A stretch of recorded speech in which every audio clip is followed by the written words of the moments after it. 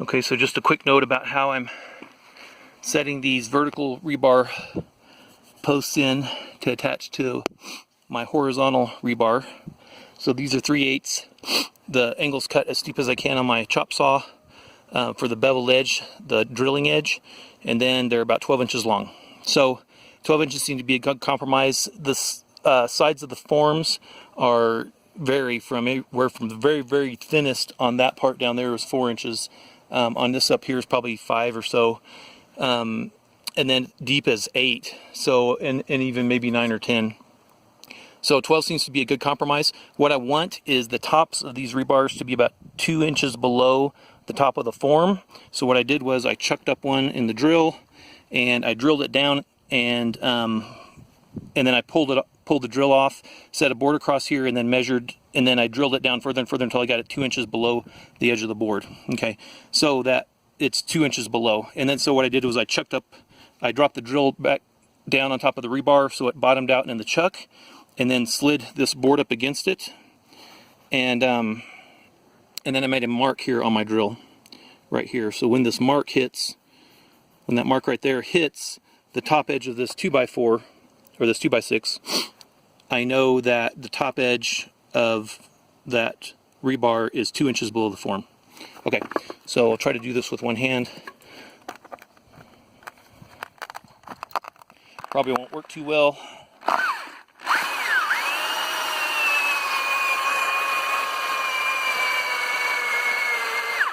Okay.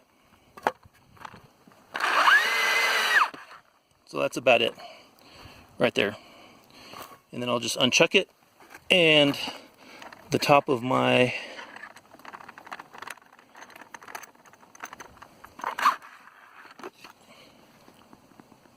rebar there is roughly 2 inches below this. Okay, so it's working good.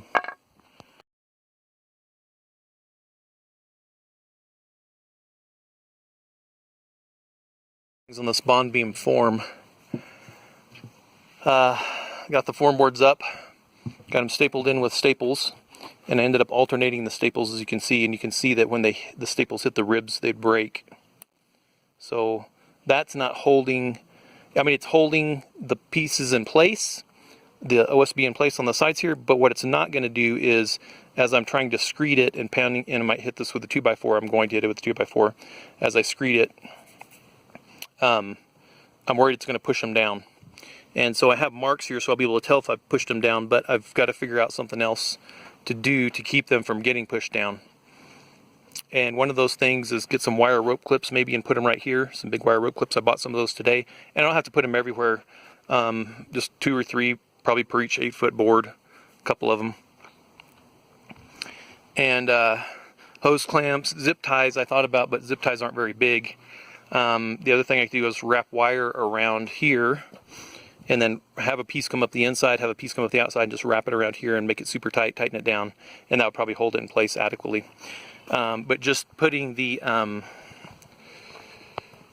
not sure what made this drop, but this part dropped right here. I don't know if you can see that there, and there it's low a little bit, and there it's low a little bit. So I've got to pry that up and get it back in place, and get something to hold it so it's not dropping when I pour concrete in. Okay, otherwise I just stapled the weed barrier along the sides. I ended up using a lot more staples than I really needed to because I didn't know what I was doing. But now I think what I'm going to do is staple it along the top, drop it down, and just let it kind of loosely sag so it'll fit the contours of the top of the tire belt, come up the other side and staple it along the top. And then of course I'll staple it along different places on the tire belt just as the wind will come up underneath it, and I don't want it buffeting it and tearing it. So you can see I put a lot of staples in it. Probably overkill, but it is overkill. It's not probably.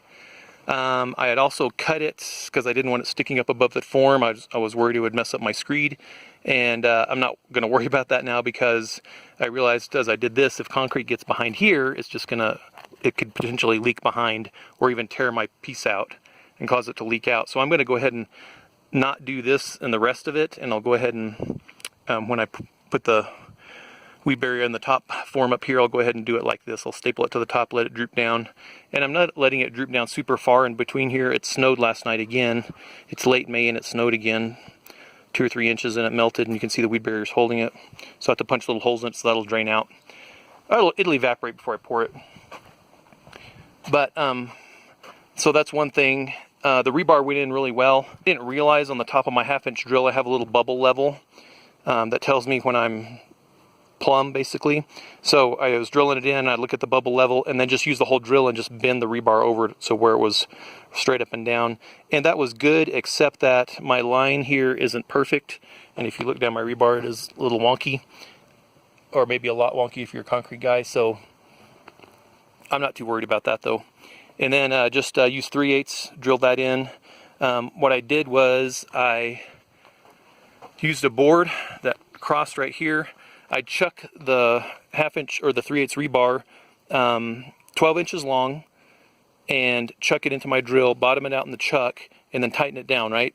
And then I drilled it down and I figured out what depth I wanted it at, and then I made a mark where that mark coincided with the top of this board. I just drew a line on the side of my drill, and that was the depth I wanted. And then so I'd take the chuck off, take the drill off, pull the drill off, and then that was the exact height. And then when I did the next one, same thing, I just moved that board right next to it, drill it down to where the mark hit the top of the board, and that was the perfect height. So I've got all these about 2 inches below the surface. So the 1/2-inch rebar that I tied in, 20-foot piece, 20-foot piece, and then just a couple 7-foot pieces right here, overlapped them like 18 inches here. And these I just crossed. These, so these are all 12 inches. These 3/8 rebar are all 12 inches. So they're about 4 to 6 inches, and 3 or 4 inches is more than plenty. You cannot bend it to the side at all. It's not moving at all. And in some of these, like 6 or 8 inches is down, sometimes even 9 in a couple places where it's sort of shallow. But when I drilled these down, some of them, if you're drilling much deeper than about 6 inches, that big 1/2-inch drill, Black & Decker that I have, isn't a super high amp drill, but it was bogging it out. So I get down to about 5 or 6 inches. It was really driving.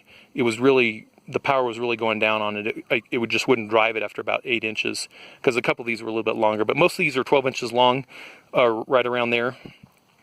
These I made 24 inches, 22, 23, 24 inches right here because I was going down through tires. I was hoping to catch the lower tire. I'm not sure I did that, but I caught a couple of these earth bags that are hardened concrete now. And like in those, I think I caught both tires right there.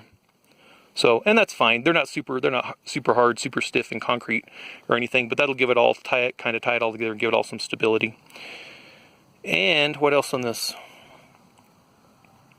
I think that's it.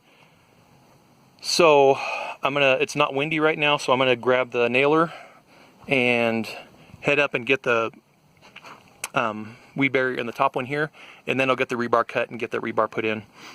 I've also got to drain this hole filled in with water. I've got to put a pump down there and get that pumped out, and that's probably 150 gallons of water now that's sitting in there. My hole wasn't that big, but you can see how it all caved away, and it's a lot of water. More than I want a 5-gallon bucket out, that's for sure. All right, so I've got to do that and let that dry out, and then I need some insulation board to put on the outside of that, get that formed up, and then I'll call for concrete and get all this poured.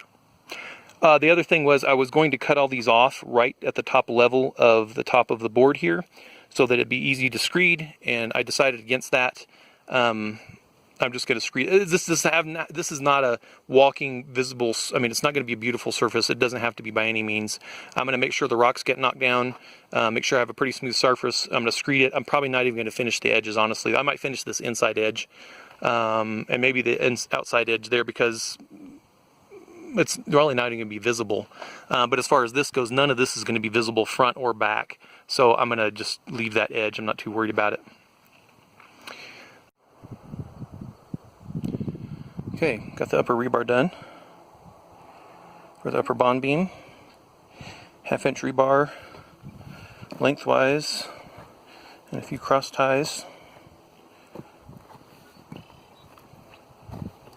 There it's overlapped 18, 20 inches or so.